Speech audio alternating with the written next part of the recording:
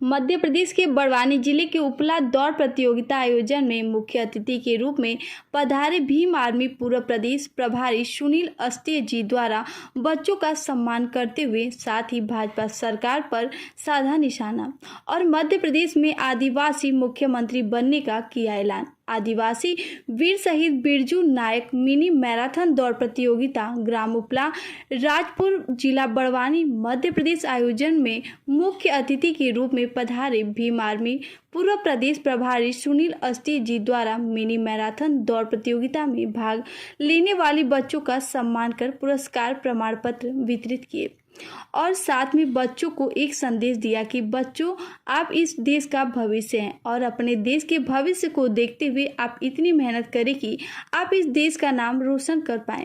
जब आप हमारे देश का नाम रोशन करेंगे तब हमें बड़ी खुशी महसूस होगी और आपकी इस मेहनत लगन में भीम आर्मी आपका सहयोग हर संभव करेगी। देखिए उमर फारूक शेख की यह रिपोर्ट।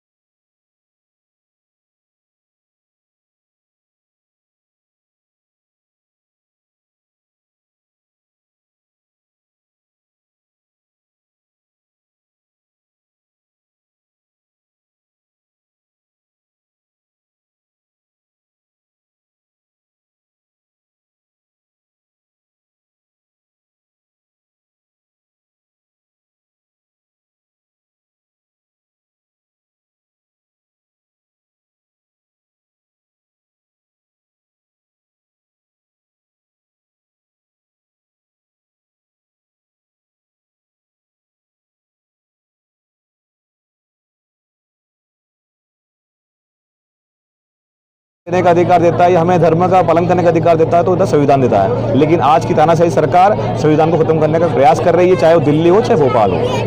सरकार के रूप में किस तरह भागते आप समाज के प्रति? सरकार को आप देखिए कि विश्व आदिवासी दिवस था, सरकार ने 9 अगस्त के दिन अवकाश घोषित ना करके ये बता दिया है कि सरकार पहले मुस्लिम विरोधी थी, फिर दलित विरोधी हुई, अब आदिवासी विरोधी है। और जिस प्रकार से सरकार ने ओबीसी का जो 27% आरक्षण था, जातिगत जो जनगणना के लिए उनकी मांग है, उनके ऊपर भी भोपाल के अंदर वहाँ पर जो 28 जुलाई को प्रोटेस्ट था 2021 को, वहाँ पर भी ओबीसी भाइयों पर लाठीचार्ज करके हम भी उसमें शामिल, हमने भी लठ खाई है वहाँ पर, भीम आर्मी भी शामिल थी, जयेश भी शामिल था। तो ये पूरी मंशा सरकार की ये है कि सरकार ने दलित, आदिवासी, पिछड़ा और मुस्लिम सबके विरोध में काम कर रही है, सिर्फ एक ही वर्ग के लिए काम कर रही है और इनके घर भरने का काम कर रही है। तो सरकार को संदेश ये है कि आपको सभी लोगों ने चुना है।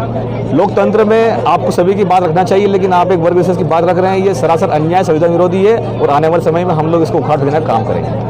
भोपाल में बेरोजगार युवा लाठियां खा रहे हैं, जैसा कि देखने को मिल रहा है, उस पर आप क्या कहना चाहेंगे? हाँ, देखिए कि वहाँ पर भी हमारे बहुत सारे साथी मौजूद थे। आपने देखा होगा कि वहाँ पर पुलिस बेरोजगार युवाओं से इस प्रकार का व्यवहार करे जैसे वो आतंकवादी हो, चाहे उन्होंने मतलब गुंडों से व्यवहार कर रही पुलिस। तो सरासर इस पे हमारे माननीय चंद्रशेखर आज़ाद जी ने संज्ञान लिया, उन्होंने भी ट्वीट किया है। और हम लोग बेरोजगार युवाओं के साथ पहले भी थे, अब भी और भविष्य में रहेंगे भी सही। और अगर भविष्य के अंदर हमें मौका मिलता है भोपाल में विधानसभा में पहुंचने का, तो सबसे पहले हम लोग बेरोजगार युवाओं की मांग को पूरा करेंगे। और ये क्यों ना करें, आज आप देखिए कि एक गांव का, एक किसान का बेटा, मजदूर का बेटा अगर शहर में जाकर पढ़ाई कर रहा है तो वो इस उम्मीद में कर रहा है कि मैं बड़ा होकर मुझे डॉक्टर इंजीनियर बनूंगा, लेकिन सरकार उसको नौकरी देने में असफल रही है। कहाँ गई आपकी नीति कि एक साल में हम 2 करोड़ रोजगार पैदा करेंगे? कहाँ गई शिवराज सिंह साहब की नीति कि उन्होंने कहा था कि हम 1 साल के अंदर 1 लाख रोजगार पैदा करेंगे? इन्होंने 1 लाख रोजगार पैदा करने का काम नहीं किया, इन्होंने 1 लाख रोजगार खत्म करने का प्रयास किया। खत्म किए गए, स्कूल खत्म किए जा रहे, फैक्ट्री खत्म की जा रही है, सारा निजीकरण किया जा रहा है। अगर निजीकरण इस देश के अंदर हो गया तो आप समझ लीजिए कि गरीब तबके का, चाहे वो किसी भी वर्ग का व्यक्ति हो, उसको नौकरी मिलना मुश्किल है। यहाँ पर सिपाहियों को 2 साल होने वाला है और जो हमारा देश आज़ाद है उसमें आपको गुलाम जैसी प्रवृत्ति का सामना करना पड़ेगा। आपको सिपाही से ले जानी पड़ेगी, आपके सरनेम देखकर आपको नौकरियां दी जाएंगी। और आप देखिए दिल्ली के अंदर आपने देखा होगा कि दिल्ली के अंदर जो नारे लगाए गए थे, दिल्ली के अंदर जो मुस्लिम विरोधी नारे लगाए थे, ये लोग कौन हैं? तो इस प्रकार की नीति चालू हो रही है, लेकिन भीम आर्मी आज़ाद समाज पार्टी और जेएस इस प्रकार की नीति का कड़ा विरोध करती है। और अगर भविष्य में मौका मिला तो ईट सीट बजाने का हम लोग काम करेंगे।